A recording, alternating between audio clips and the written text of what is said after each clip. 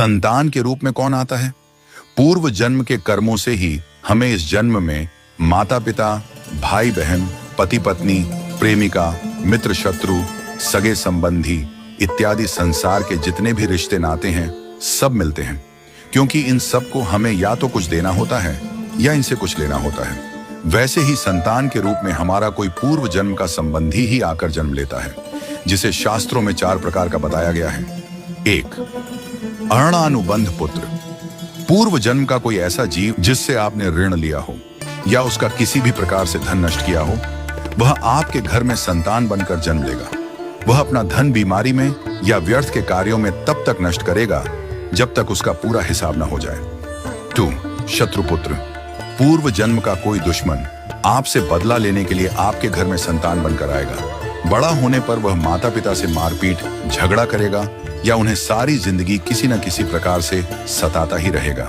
वह हमेशा कड़वा बोलकर उनकी बेइज्जती करेगा और उन्हें दुखी रखकर ही खुश होगा। 3. उदासीन पुत्र। इस प्रकार की संतान न तो माता पिता की सेवा करती है, न ही कोई सुख देती है। वह उन्हें उनके हाल पर मरने के लिए छोड़ देती है।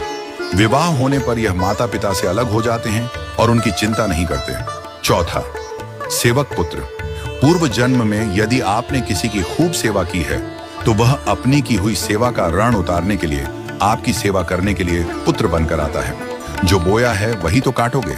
यदि अपने माता पिता की सेवा की है तो ही आपकी संतान बुढ़ापे में आपकी सेवा करेगी, वरना कोई पानी पिलाने वाला भी पास न होगा। आप यह न समझें कि यह सब बातें केवल मनुष्य पर ही लागू होती हैं। इन 4 प्रकार में कोई भी जीव आ सकता है। यदि आपने किसी गाय की निस्वार्थ भाव से सेवा की है तो वह भी पुत्र या पुत्री बनकर आ सकती है। यदि आपने गाय को स्वार्थवश पालकर उसके दूध देना बंद करने के पश्चात उसे घर से निकाल दिया हो तो वह ऋणानुबंध पुत्र या पुत्री बनकर जन्म लेगी। यदि आपने किसी निर्दोष जीव को सताया है तो वह आपके जीवन में शत्रु बनकर आएगा।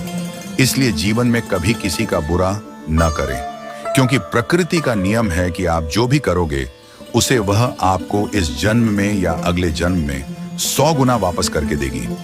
यदि आपने किसी को 1 रुपया दिया है तो समझो आपके खाते में 100 रुपया जमा हो गए हैं। यदि आपने किसी का 1 रुपया छीना है तो समझो आपकी जमा राशि से 100 रुपये निकल गए। जरा सोचिए, आप कौन सा धन साथ लेकर आए थे और कितना साथ लेकर जाओगे? जो चले गए वे कितना सोना चांदी साथ ले गए? मरने पर जो सोना चांदी धन दौलत बैंक में पड़ा रह गया, समझो वह व्यर्थ ही कमाया। औलाद अगर अच्छी और लायक है तो उसके लिए कुछ भी छोड़कर जाने की जरूरत नहीं है, वह खुद ही कमा लेगी।